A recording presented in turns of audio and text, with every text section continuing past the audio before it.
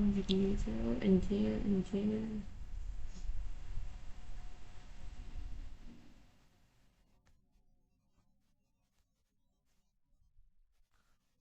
Nah, baik. Assalamualaikum warahmatullahi wabarakatuh. Perkenalkan, nama saya Mariska Safitri, NIM akhir 052. Pada video ini saya akan menjelaskan hasil praktikum mata kuliah administrasi jaringan komputer yang mencakup konfigurasi layanan jaringan dalam sebuah jaringan lokal, meliputi mail server, FTP, SSH, SFTP, dan NVS, yang dimana memiliki tujuan untuk mengimplementasikan mail server, terus mengkonfigurasi VTP dan VTP server, terus menggunakan SSH dan SVTP untuk remote access. Nah, untuk mengimplementasikan NFS server dan melakukan pengujian layanan jaringan. Dan di sini juga memiliki studi kasus, yaitu sebuah laboratorium komputer ingin membangun server internal untuk komunikasi, distribusi file, remote administrasi, dan berbagai penyimpanan antara komputer. Dan di sini itu juga ada topologi jaringan yang digunakan terdiri dari satu server dan 2 klien yang berada dalam satu jaringan LAN. Nah, untuk konfigurasi IP yang digunakan adalah sebagai berikut. Pertama, server menggunakan IP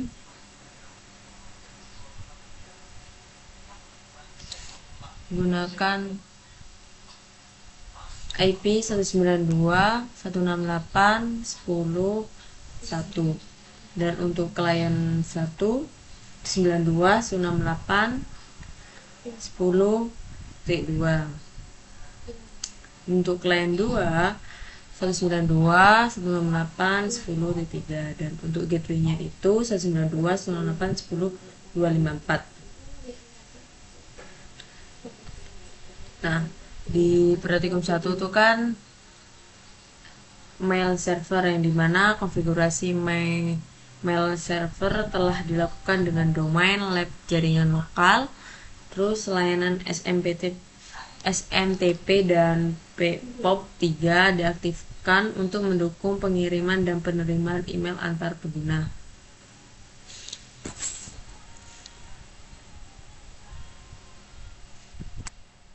Nah, pada tahap pengujian terdapat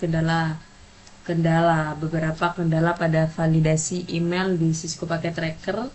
Hal ini merupakan keterbatasan fitur simulasi aplikasi sehingga pengujian tidak dapat berjalan sepenuhnya sempurna. Nah, meskipun demikian, secara konfigurasi mail server telah berhasil diimplementasikan sesuai prosedur. Tadi kan di sini di server itu kan email ya. Nah, untuk domain name di tugas itu kan kita harus menggunakan lab jaringan .local. Terus kita kan harus memasukkan user kan, minimal 3 akun email, yaitu user 123 dengan password 123. Sudah. Terus kita coba setting di PC. Kita tekan PC 1 desktop, terus masuk ke email. Nah, di bagian ini kan awalnya itu ada tanda seperti ini ya, user information. Nah, kita masukkan your name, kita nyoba di PC 2, user 2, email address, terus ini tuh your name, terus domain emailnya yang tadi.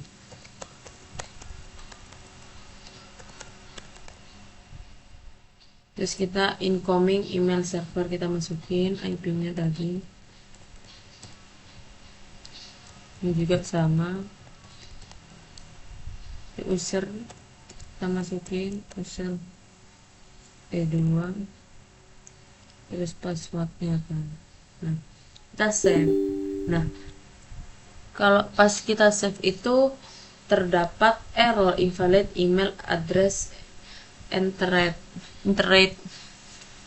seperti itu, terus-terusan seperti itu. Jadi saya menggunakan lab domainnya itu Gmail.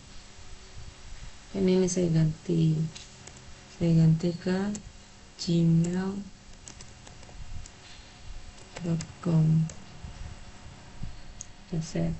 Nah, itu bisa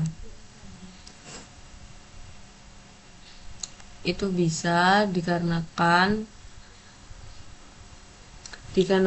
konfigurasi email server telah dilakukan dengan domain lab terima kamu, namun saat pengujian itu terdapat kendala validasi email pada suku paket tracker yang merupakan keterbatasan aplikasi. Jadi, pengujian email server itu tidak berjalan sempurna karena terdapat bug atau keterbatasan pada suku paket tracker. Meskipun konfigurasi telah dilakukan sesuai prosedur. Jadi, saya menggunakan gmail.com. Itu kan tidak sesuai dengan prosedur tugas yang ada. Nah, meskipun demikian, secara konfigurasi email server telah berhasil diimplementasikan sesuai dengan langkah-langkah yang ditentukan.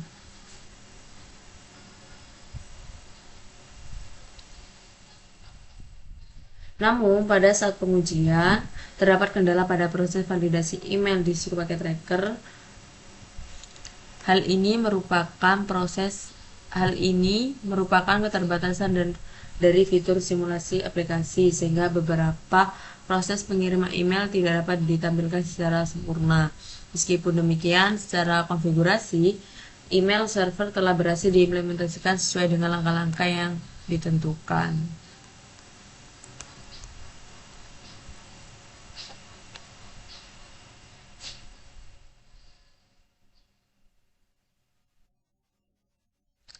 Kita lanjut ke praktikum 2 VTP server, yang dimana VTP diaktifkan pada server untuk mendukung proses transfer file dan klien dan server. Klien melakukan login menggunakan username dan password yang telah dibuat, kemudian berhasil mengakses layanan VTP. Dari hasil pengujian, layanan VTP dapat berjalan dengan baik untuk proses upload dan download file dalam jaringan. Terus di SSH dan